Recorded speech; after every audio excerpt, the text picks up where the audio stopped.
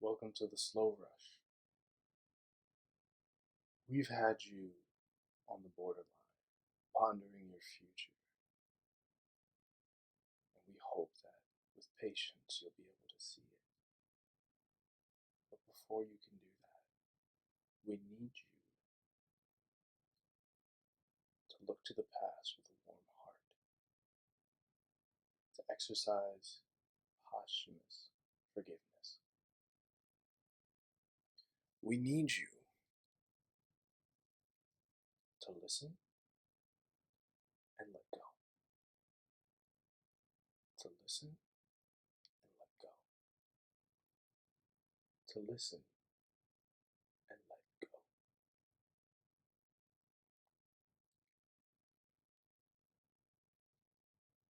To listen and let go.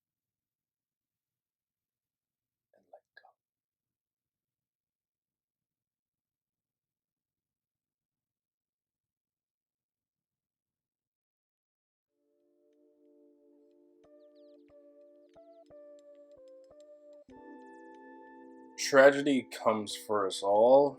Unfortunately, there is no real way to dodge it. We haven't found the immortality gene or created something that would allow us to escape death.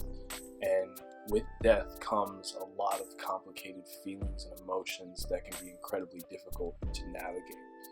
Regardless of your creativity or skill in being able to go through those emotions, it's important to note that, creative or not, it is something that can be immensely difficult for anyone to deal with. When you have someone of Tame Impala status like Kevin Parker, who is talking about the death of his father, and the reason that he is because of the fact that he wasn't able to get everything off his chest with his father still breathing, still living.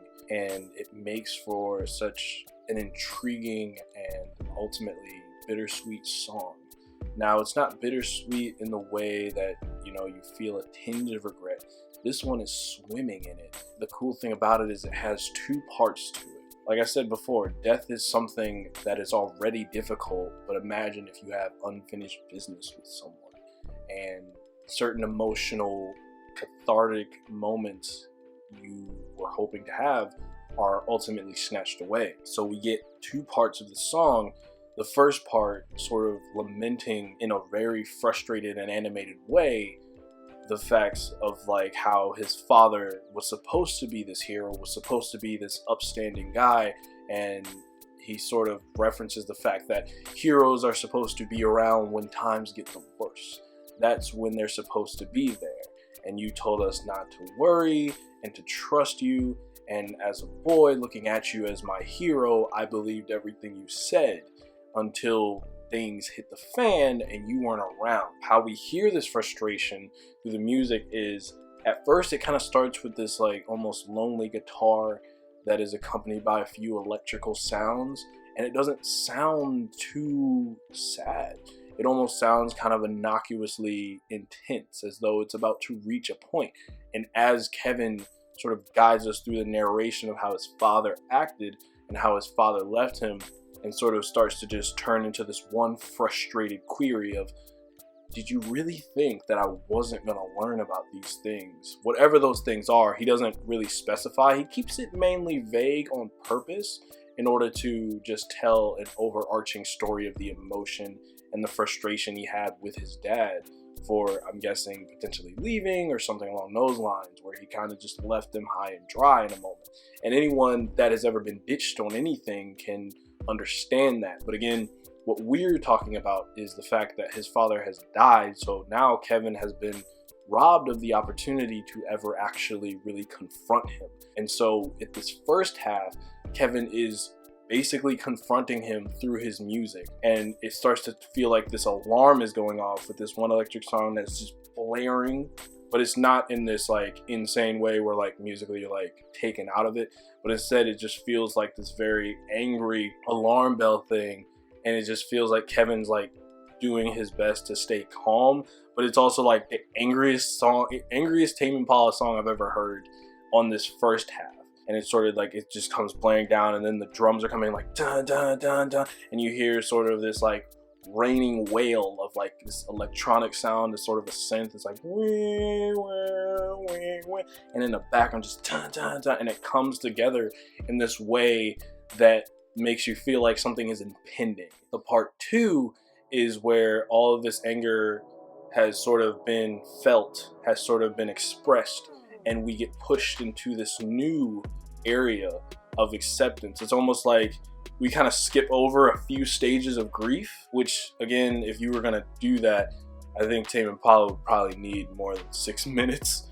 That's what it hit. It was a 6-minute song, and in part 2, it's a lot softer, and it feels as though Kevin is taking us through one of his various memories, but at the same time, he's also within the future. He's sort of talking about how even though he had anger towards his father, there again, it all goes back to that first line in the first part where he talked about how his father was still a hero to him. Like when he was talking to Mick Jagger, he thinks of him and how he has to just take it a day at a time. He's kind of trying to make peace with the fact that his father is gone and he doesn't really get to have that confrontation. It sort of reminds me of Earl's sort of Distorted album that talks about how like when he lost his father and he never really got to make sort of that peace, his peace offering being the sort of conjoined speech of his mother and the poem from his father. It sort of reminds me of that in the same way. And obviously they both had different approaches to it, but with Tame Impala in this part 2, again, it's much softer. There's not this blaring tone of like anger that's like resonating throughout the track. Here in this part is again, it feels like a distant memory, and he's appreciating what his father sort of inspired him to do, and he's appreciating that sort of bond, or like sort of wishing, but not wishing in this very sorrowful way, but just like, yeah, I wanted that. Unfortunately, we couldn't get that due to what happened, but I'm making peace with that. And the very last line, him talking about it almost sounds like your voice, or it sounds like your voice, he sort of says, and then it just fades out. It's an incredibly heavy track to begin with. The emotional weight is very obvious, but I really like the fact that he explores that frustration and then kind of makes peace with it instead of just letting it linger and fester and turn into something even more dark. And so it's not as though there's any right blueprint for grief. There never will be, just like there never is a good time for a death in the family. There's never a good time for death anywhere. It's just incredible how Kevin takes these sounds and sort of constructs this entire world of his frustration that feels like you're listening to a letter that he may have written to him. And at the end of it, you're just kind of like, wow, that was intense. And especially since it's a 6-minute foray, and the way that they cut part 1 and 2, I just say part 1 and part 2 because literally the song cuts out and I thought I was listening to a new song. I didn't check because I was like, I know I have the song on repeat on purpose, so I know this is still the same song, right? I didn't skip anything. So the way that it cuts out sort of implies, again, there's a part 1 to this. There's the frustration, the anger of the grief, and then part 2 sort of making peace with that, still remembering the fonder moments of his dad and trying to take it a day at a time and appreciating his dad for the good parts of him, understanding that he was flawed as a human being, as all human beings are, and that he has to just keep moving regardless. This single is very, I don't want to say cool because I feel like that diminishes the overall impact emotionally of it.